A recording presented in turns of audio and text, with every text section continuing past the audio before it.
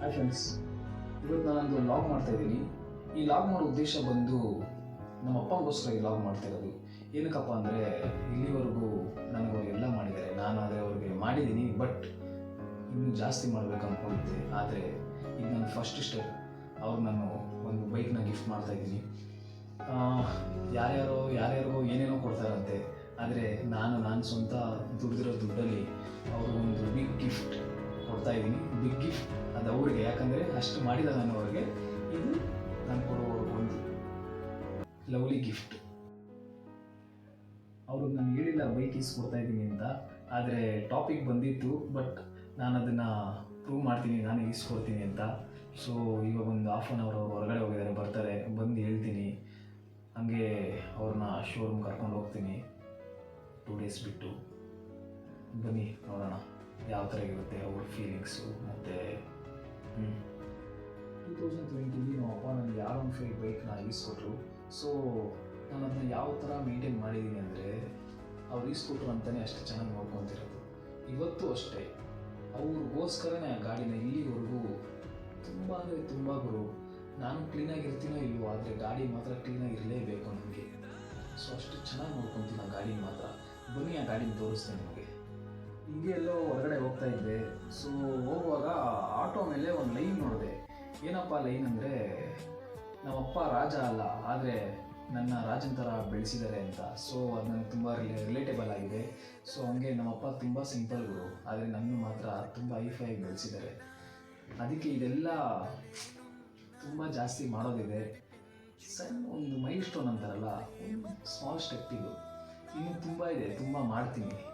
ಅವ್ರಿಗಲ್ದೆ ಬೇರೆ ಯಾರು ಮಾಡೋಣ. ನಾನು ಇವಾಗ ಜಾಸ್ತಿ ಮಾತಾಡೋಕೆ ಹೋಗಲ್ಲ, ಡೈರೆಕ್ಟ್ ವಿಡಿಯೋ ಸ್ಟಾರ್ಟ್ ಮಾಡ್ತೀನಿ. ವ್ಯೂವರ್ಸ್ ಇದ್ದಾರಲ್ಲ, ಎಷ್ಟು ಮಾತಾಡಿದೆ ಗುರು, ಈಗ ಆಲ್ರೆಡಿ ಅಷ್ಟು ಮಾತಾಡಿದ್ಯಾ, ಇನ್ನೂ ಜಾಸ್ತಿ ಮಾತಾಡಲ್ಲ ಅಂತ ಹೇಳ್ತೀರ ಗುರು ಅಂತಾರೆ. ಏನೇ ಹೋಗು, ಬನ್ನಿ ವಿಡಿಯೋ ಸ್ಟಾರ್ಟ್ ಮಾಡೋಣ. ಇದೇ ಗಾಡಿ ಫ್ರೆಂಡ್ಸ್, ನಮ್ಮಪ್ಪ ನನಗೆ ಈಸ್ಕೊಟ್ಟಿದ್ದು R15 ವರ್ಷನ್ 3 2020 ಅಕ್ಟೋಬರ್ 23 ಇದು ನನಗೆ ಅವ್ರು ಈಸ್ಕೊಟ್ರು. ನಾನು ಅವಾಗ ಡಿಗ್ರಿ ಫೈನಲ್ ಇಯರಲ್ಲಿದ್ದೆ. ಸೊ ಅವರು ತುಂಬ ಖುಷಿಯಾಗಿ ಈಸ್ಕೊಟ್ರು, ನಾನು ತುಂಬ ಖುಷಿಯಾಗಿ ತೊಗೊಂಡೆ. ಅವಾಗ ಕೊರೋನಾ ಟೈಮ್ ಬೇರೆ, ಪಾಪ ನಮ್ಮಪ್ಪ ಅದು ಹೆಂಗೆ ಈಸ್ಕೊಟ್ರು, ಅವಾಗ ಅವ್ರಿಗೆ ಕೆಲಸ ಇರಲಿಲ್ಲ. ಸೊ ನಾನು ಅದ್ರ ಬಗ್ಗೆ ಯೋಚನೆ ಮಾಡಿಲ್ಲ, ಅವ್ರ ಹತ್ರ ದುಡ್ಡಿದೆಯೋ ಇಲ್ವೋ ಅನ್ನೋದನ್ನ ಯೋಚನೆ ಮಾಡಿಲ್ಲ. ಬಟ್ ಮಗ ಖುಷಿಯಾಗಿರಲಿ ಅಂತ ಗಾಡಿ ನಾನೇನು ಫೋರ್ಸ್ ಮಾಡಿಲ್ಲ ಈಸ್ಕೊಡಿ ಅಂತ, ಜಸ್ಟ್ ಹೇಳಿದ್ದೆ. ಅವರು ಡೈರೆಕ್ಟಾಗಿ ಶೋರೂಮ್ ಕರ್ಕೊಂಡು ಹೋದರು, ಈಸ್ಕೊಟ್ರು. ತುಂಬ ಖುಷಿಯಾಯಿತು. ಹಂಗೆ ಅವ್ರ ಆಶೀರ್ವಾದದಿಂದ ನಾನು ಚೆನ್ನಾಗಿದ್ದೀನಿ ಇವಾಗ. R15 ಎಷ್ಟು ಜನರು ತಲೆ ಕೆಡಿಸಿತ್ತು ಅಂದರೆ, ನಾವು ಸ್ಕೂಲ್ ಹೋಗೋ ಟೈಮಲ್ಲೆಲ್ಲ ವರ್ಷನ್ 2ದಂತೂ ಭಾರಿ ಬಜಾರಿತ್ತು. ಆಮೇಲೆ ವರ್ಷನ್ 3 ಬಂತು, BS4, ಆಮೇಲೆ BS6 ಅಂತೂ ಹೆವಿ ಅಂದರೆ ಹೆವಿ ಸೇಲ್ ಆಯಿತು ಮಾರ್ಕೆಟಲ್ಲಿ. ಇದ್ರ ಬಜಾರ್ ಅಂತೂ ಇನ್ನೊಂದು 40 ವರ್ಷ ಓದಿದ್ರ ಕ್ರೇಜ್ ಕಡಿಮೆ ಆಗಲ್ಲ ಫ್ರೆಂಡ್ಸ್. ಇದು R15 ಲವರ್ಸಿಗೆ ಮಾತ್ರ ಗೊತ್ತು ಏನಿದ್ರು ಕ್ರೇಜು, ಏನಿದ್ರು ಡಿಮ್ಯಾಂಡು ಅಂತ.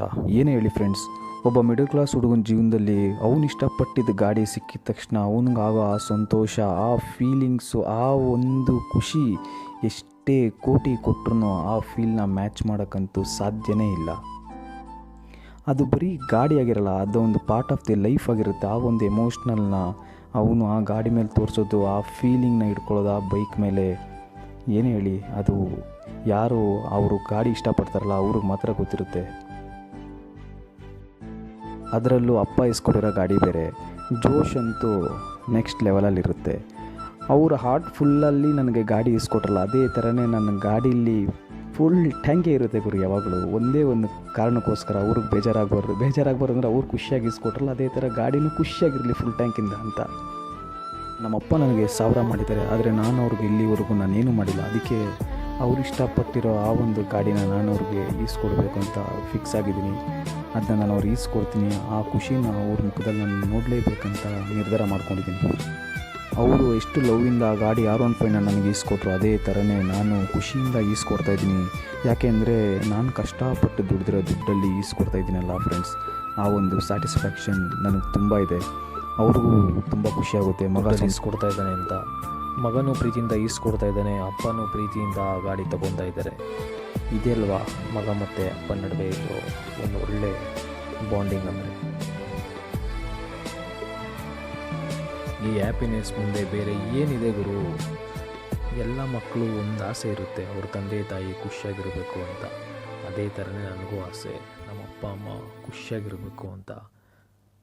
ಅವರು ಬಿಟ್ಟರೆ ಬೇರೆ ಪ್ರಪಂಚ ಏನಿದೆ, ಅವರೇ ಪ್ರಪಂಚ. ಇವಾಗ ಡೈರೆಕ್ಟ್ ನಮ್ಮ ಅಪ್ಪನ ಪಿಕ್ ಮಾಡಿಕೊಂಡು ಶೋರೂಮ್ ಕಡೆ ಹೋಗ್ತಾ ಇದ್ದೀನಿ. ಅಲ್ಲಿ ಸೇಲ್ಸ್ ಪರ್ಸನ್ ಬಂದು ಕಾಲ್ ಮಾಡಿದ್ರು ನನಗೆ, ಸರ್ ಒಂದು ಹಾಫ್ ಆನ್ ಅವರ್ ಇಲ್ಲ 1 ಅವರ್ ಬಿಟ್ಬಿಟ್ಟು ಬನ್ನಿ, ಏನಕ್ಕೆ ಅಂದರೆ ಇವತ್ತು ಡೆಲಿವರಿ ಜಾಸ್ತಿ ದಪ್ಪ ಇರೋದ್ರಿಂದ ಅಂತ ಹೇಳಿದ್ರು. ಸೊ ಒಂದು ಹಾಫ್ ಆನ್ ಅವರು ವೆಯ್ಟ್ ಮಾಡಿ ಹೋಗ್ತಾ ಇದ್ದೀವಿ. ವೆದರ್ ಬೇರೆ ಸಖತ್ತಾಗಿದೆ, ಹಂಗೆ ಎಂಜಾಯ್ ಮಾಡ್ಕೊಂಡು ಡೈರೆಕ್ಟ್ ಶೋರೂಮ್ ಕಡೆ. ಹೀರೋ ಶೋರೂಮ್ ಕರ್ಕೊಬಂದೆ ನಮ್ಮ ಅಪ್ಪನ. ಶೋರೂಮ್ ಹತ್ರ ಬರ್ತಿದ್ದಂಗೆ ಏನೋ ಒಂಥರ ವೈಬ್ಸ್ ಗುರು. ಸೇಲ್ಸ್ ಪರ್ಸನ್ ಆಲ್ರೆಡಿ ಹೇಳಿದ್ರು ಹಾಫ್ ಆನ್ ಅವರ್ ಲೇಟ್ ಆಗುತ್ತೆ ಅಂತ.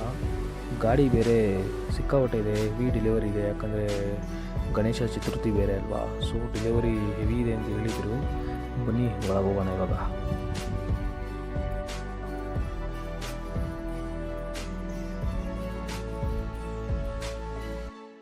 ನಾನು ಆ್ಯಕ್ಚುಲಿ 5 ಡೇಸ್ ಬ್ಯಾಕ್ ಬಂದಿದ್ದೆ, ಸೇಲ್ಸ್ ಪರ್ಸನ್ ಹತ್ರ ಮಾತಾಡಿಕೊಂಡು ಹಂಗೆ ಕೊಟೇಶನ್ ತೊಗೊಂಡು ಹೋಗಿದ್ದೆ. ಸೊ ನಾನು ಹೇಳಿದ್ನಲ್ಲ 2 ಡೇಸ್ ಬಿಟ್ಟು ನಾನು ಓಪನ್ ಕರ್ಕೊಂಡು ಹೋಗ್ತೀನಿ ಅಂತ. ಸೊ ಇವಾಗ ಬಂದೆ ಅವ್ರ ಜೊತೆ.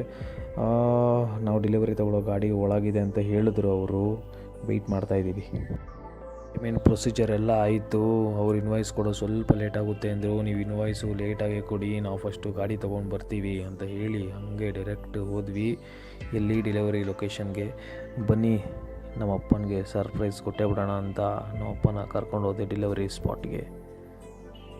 ನೋಡಿ, ఏ కష్టం ఎదురొచ్చినా కన్నీళ్లు ఎదిరించిన ఆనందం అనే ఉయ్యాలలో నన్ను పెంచిన నాన్నకు ప్రేమతో నాన్నకు ప్రేమతో నాన్నకు ప్రేమతో అంకితం నా ప్రతీక్షణం.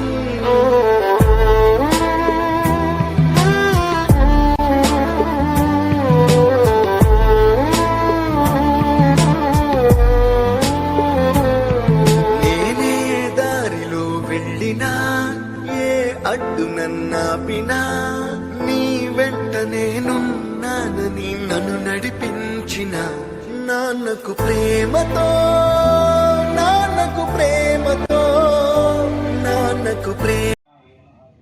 ಡೈರೆಕ್ಟ್ ಡೆಲಿವರಿ ತೊಗೊಂಡು ಯಲ್ಲಮ್ಮ ದೇವಿ ದೇವಸ್ಥಾನಕ್ಕೆ ಬಂದ್ವಿ. ಅಮ್ಮನವ್ರ ಆಶೀರ್ವಾದ ಪಡೆಯೋಣ ಅಂತ, ಹಂಗೆ ಗಾಡಿ ಪೂಜೆ ಮಾಡಿಸೋಣ ಅಂತ. ಪೂಜೆ ಎಲ್ಲ ತುಂಬ ಚೆನ್ನಾಗಾಯಿತು. ಸೊ ಲಾಗ್ ಎಂಡ್ ಮಾಡೋ ಟೈಮ್ ಬರ್ತಾಯಿದೆ. ಇನ್ನೇನು ಬರ್ತಾಯಿದ್ದಲ್ಲ, ಬಂದೇ ಹೋಯಿತು. ವಿಡಿಯೋ ಇಷ್ಟ ಆಯಿತು ಅಂದ್ಕೊಳ್ತೀನಿ. ಇಷ್ಟ ಆದರೆ ಲೈಕ್ ಮಾಡಿ, ಸಬ್ಸ್ಕ್ರೈಬ್ ಮಾಡಿ. ಹಾಗೆ ಇನ್ನೊಂದು ಲಾಗ್ ಅತಿ ಶೀಘ್ರದಲ್ಲೇ ನಾನು ಮಾಡ್ತೀನಿ. ಅಲ್ಲಿವರೆಗೂ ಫ್ರೆಂಡ್ಸ್, ನಿಮ್ಮ ಸಪೋರ್ಟ್ ನಮ್ಮ ಚಾನಲ್ ಮೇಲೆ ಹೀಗೆ ಇರಲಿ. Thank you.